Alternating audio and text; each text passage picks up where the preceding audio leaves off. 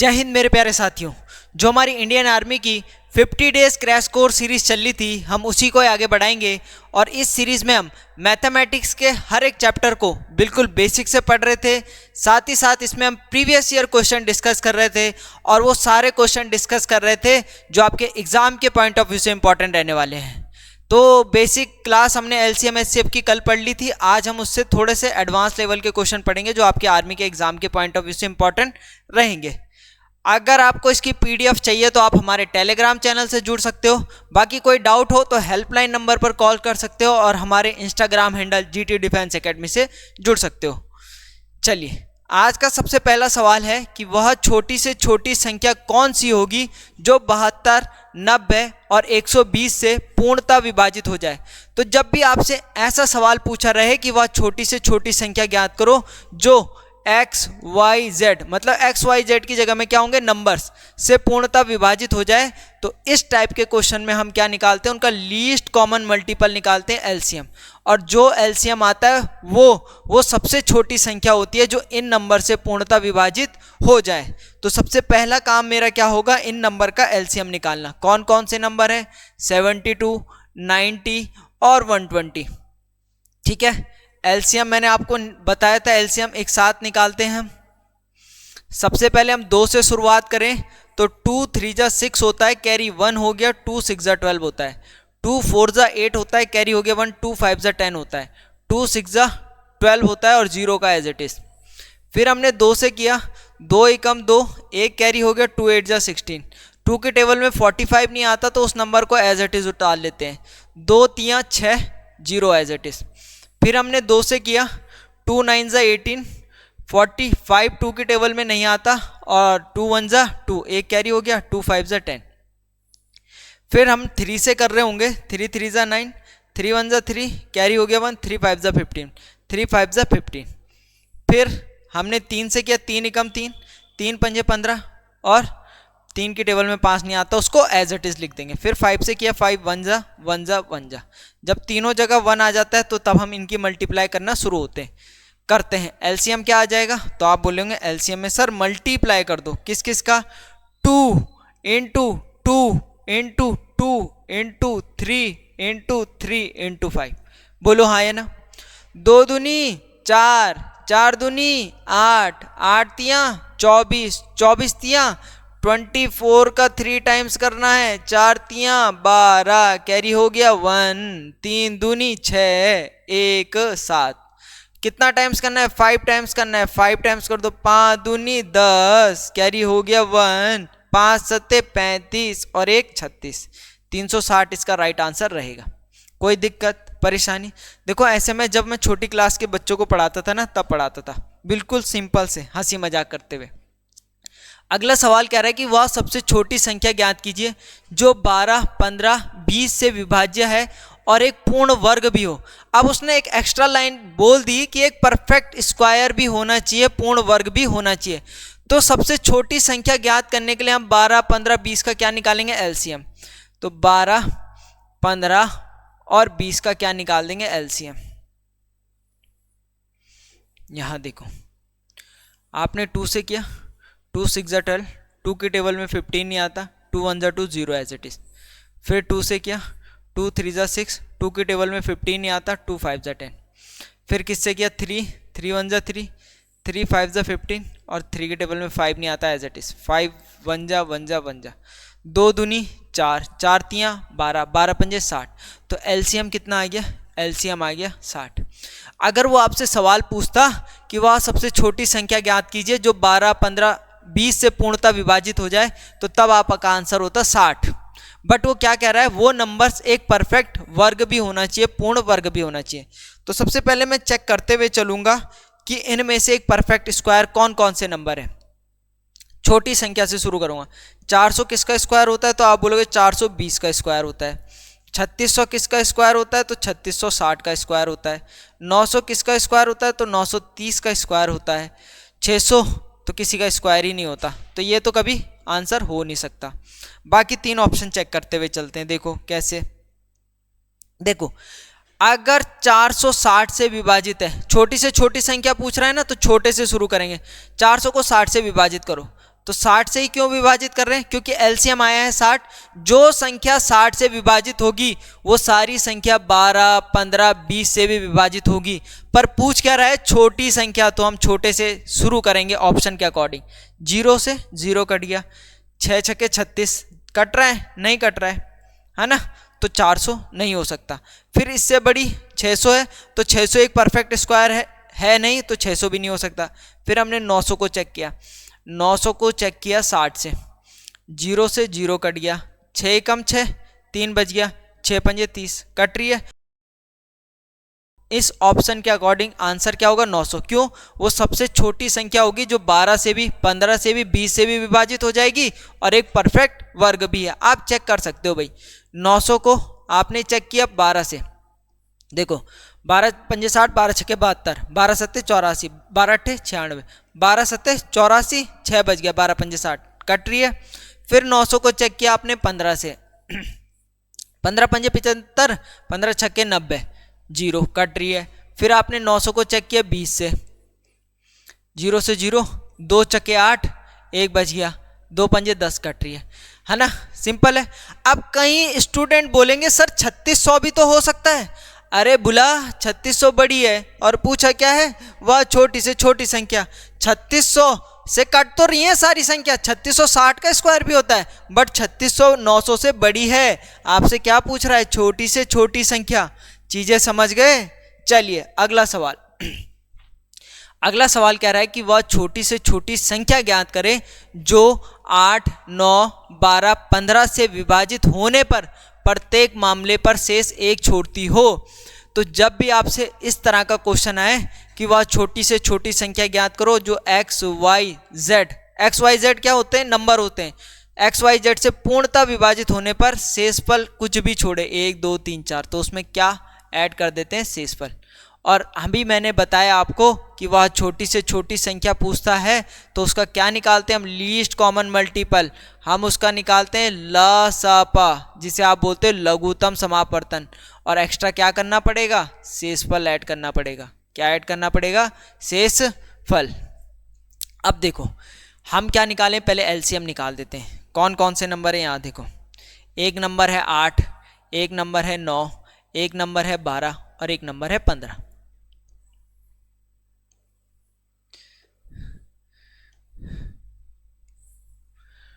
2 4 जा 8, 9 as it is, 2 की table में 9 नहीं आता, 2 6 जा 12, 15 एज इट इज। फिर आपने 2 से किया, 2 दूनी 4, 2 की टेबल में 9 नहीं आता, 2 तिया 6, 15 एज इट इज।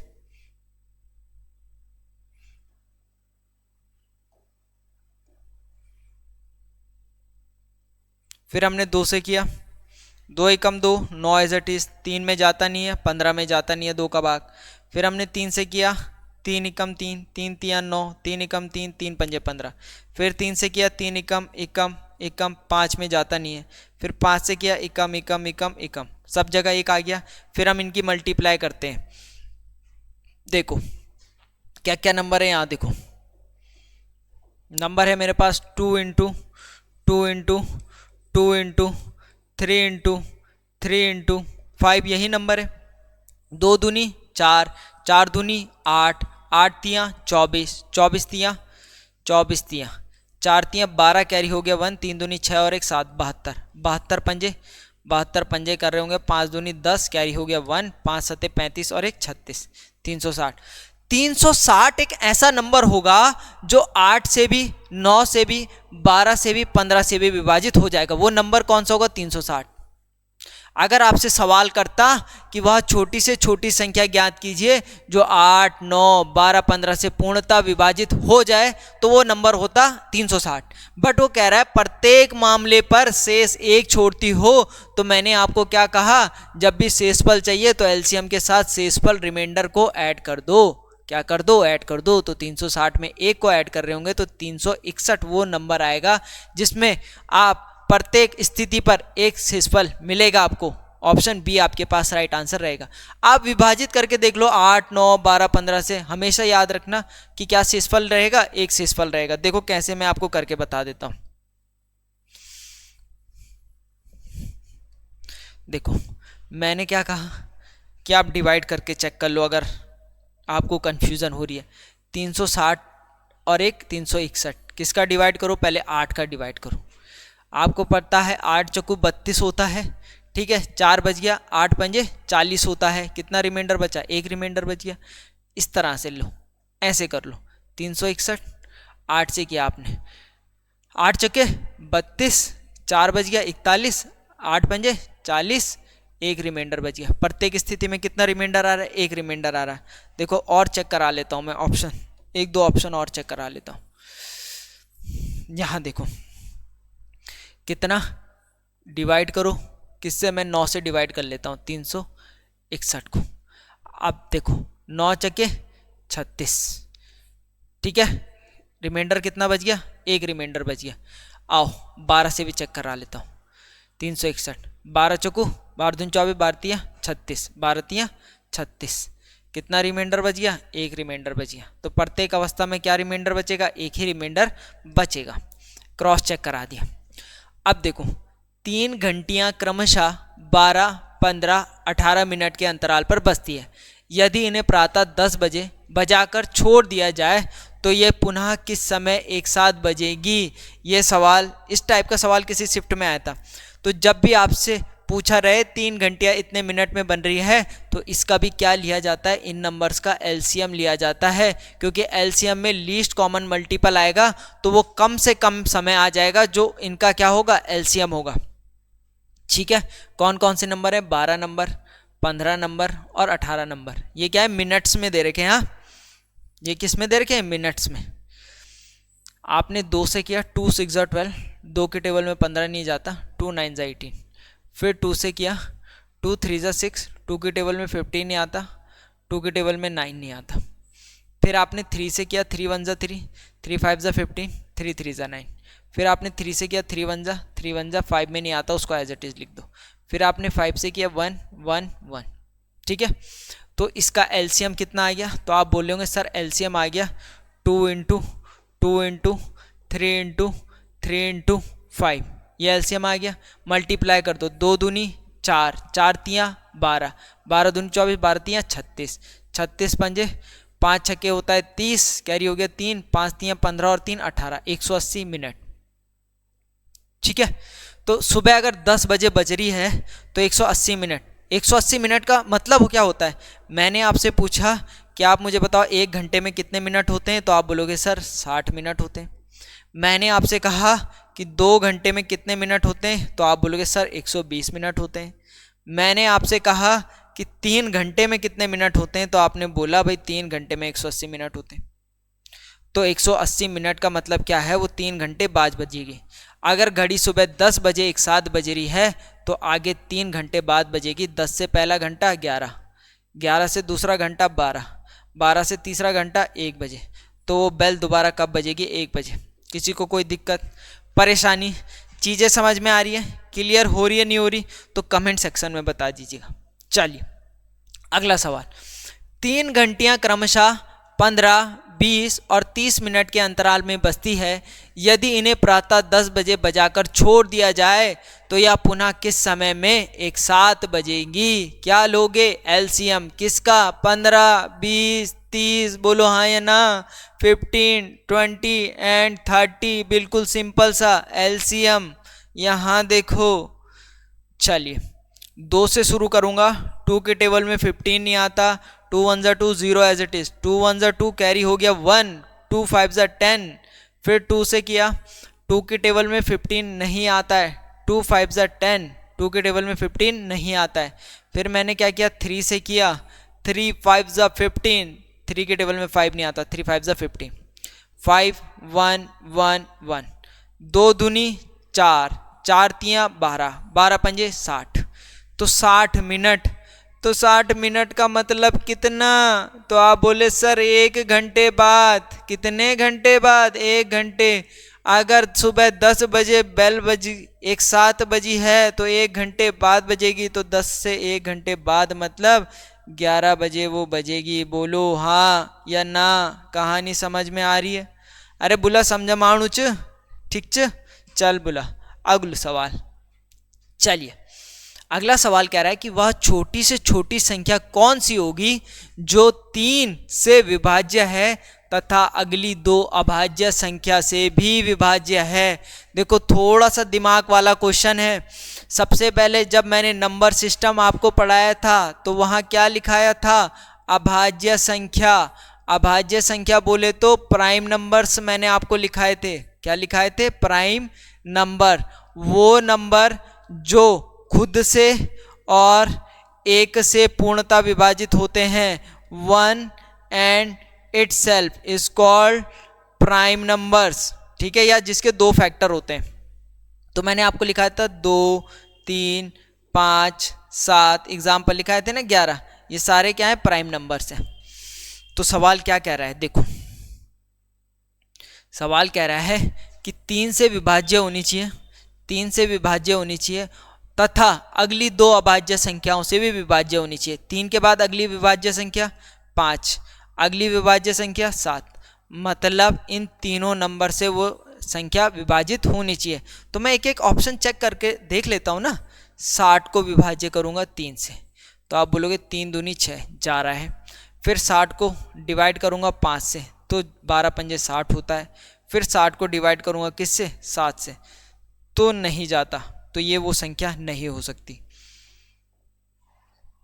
21 को चेक करूंगा तो 3 सत्ते 21 होता है, बिल्कुल कट रहा है। फिर 21 को चेक करूंगा, 21 5 के टेबल में 21 नहीं आता, तो ये ऑप्शन भी नहीं हो सकता। फिर मैंने चेक किया 105, देखो 15 तो वैसे भी नहीं हो सकता, 7 के टेबल में नहीं आता। 105 को चेक किया, 3 से चेक किया, 3 3 9 कैरी हो गया 1, 3 पंजे 15। फिर मैंने 105 को चेक किया 5 से, 5 दूनी 10, 5 एकम 5। फिर मैंने 105 को चेक किया 7 से, 7 एकम 7 3, 3 बच गया ना, 7 एकम 7 3, 7 पंजे 35, बिल्कुल तीनों नंबर से विभाज्य हो रही है कौन सी, 105। तो 105 वो छोटी संख्या होगी जो 3 से भी विभाज्य होगी और अगली 2 अभाज्य संख्या से भी विभाज्य होगी। कैसे होगी हमने चेक करके बता दिया आपको, ठीक है। ये पूरा तीनों नंबर से कट रहा है। चलिए अगला सवाल, वह बड़ी से बड़ी संख्या ज्ञात करो जो 72 144 से पूर्णतः विभाजित हो। ठीक है, इससे भी होनी चाहिए, इससे भी होनी चाहिए। क्या बोला है, बड़ी से बड़ी संख्या। तो बड़ी से बड़ी संख्या का क्या निकालेंगे, HCF, हाईएस्ट कॉमन फैक्टर। ये किसी शिफ्ट में आया था भाई, 72 और 144 का HCF निकाल दो। देखो आप इसे बाय ऑप्शन मेथड से भी कर सकते हो भाई, ठीक है, बाय ऑप्शन मेथड से भी आप इसमें जा सकते हो। 2 से आपने किया, 2 3 6 कैरी हो गया 1, 2 6 12। फिर 2 से किया, 2 एकम 2 कैरी हो गया 1, 2 8 16, 2 9 18, 3 3 9 और 3 1 3। फिर हमने 2 से किया, 2 7 14, 2 2 4, 2 3 6 कैरी हो गया 1, 2 6 12, 2 1 2 कैरी हो गया 1, 2 8 16, 2 9 18, 3 3 9 और 3 1 3। तो मेरे पास क्या फैक्टर आए 72 के, तो आप बोलेंगे 72 के फैक्टर आए 2 इंटू 2 इंटू 2 इंटू 3 इंटू 3। 144 के क्या फैक्टर आए, तो वो आए 2 into 2 into 2 into 2 into 3 into 3, यही आए होंगे। ठीक है, अब हमें कॉमन फैक्टर चुनना होता है। तो एक तो ये 2 कॉमन है, एक तो ये 2 कॉमन है, दूसरा क्या कॉमन है, एक ये 2 कॉमन है 2 इंटू 2, दूसरा तीसरा ये 2 कॉमन है, और एक ये 3 कॉमन है, और ये 3 कॉमन है, एक ये 3 और एक ये 3। 2 दूनी 4, 4 दूनी 8, 8 तियाँ 24, 24 तियाँ 72। तो 72 क्या होगा इसका, HCF होगा, या 72 वो बड़ी से बड़ी संख्या होगी जो 72 और 144 से पूर्णतः विभाजित हो जाएगी। ठीक है, चेक कर लो भाई, 72 को विभाजित करो 72 से तो एकम बार आ रहा है, 144 को विभाजित करो 72 से तो ये 2 टाइम्स कट रही है। ठीक है, अगला सवाल है कि वह बड़ी से बड़ी संख्या क्या है जिसे 30, 53 और 99 से विभाजित करने पर प्रत्येक स्थिति में समान शेषफल प्राप्त हो। तो इस तरह के सवाल किस तरह हैंडल करते हो, पहले वो नंबर लिखो 30, 53 और 99। अब क्या करना होता है, इन दोनों के बीच डिफरेंस देखना होता है। 3 में से 0 गया तो आप बोलोगे 3, 5 में से 3 गया 2, 23। फिर इन दोनों का डिफरेंस देखो, 9 में से 3 गया 6, 9 में से 5 गया 4। फिर लास्ट से पहले का डिफरेंस, 9 में से 0 गया तो आप बोलेंगे 9 में से 0 गया तो 9 ही आएगा, और 9 में से 3 गया 6। और जो 3 नंबर आपके पास आए हैं ना, उनका निकाल दो HCF, इसका, इसका और इसका। 23, 46 और 69, इनका क्या निकाल दो HCF। तो 23 का HCF निकालूंगा तो 23 ही कम 23, क्योंकि 23 एक प्राइम नंबर है। 2 दूनी 4, 2 तियाँ 6, 23 ही कम 23। 69 को करो, 3 दूनी 6, 3 तियाँ 9 और 23, 23 ही कम 23। मुझे बताओ कॉमन फैक्टर क्या है। कॉमन फैक्टर क्या है, तो आप बोलेंगे एक तो 23 है, दूसरा भी 23 और तीसरा 23। कॉमन फैक्टर 23 है तो 23 इसके राइट आंसर रहेगा। 23 वो बड़ी से बड़ी संख्या होगी जिसे 30, 53 और 99 से विभाजित करने पर प्रत्येक स्थिति में शेषफल क्या होगा, समान प्राप्त होगा। अरे यहाँ तक किसी को दिक्कत परेशानी? चलिए, ये सवाल आपको घर से करके लाना है। ये सवाल आपको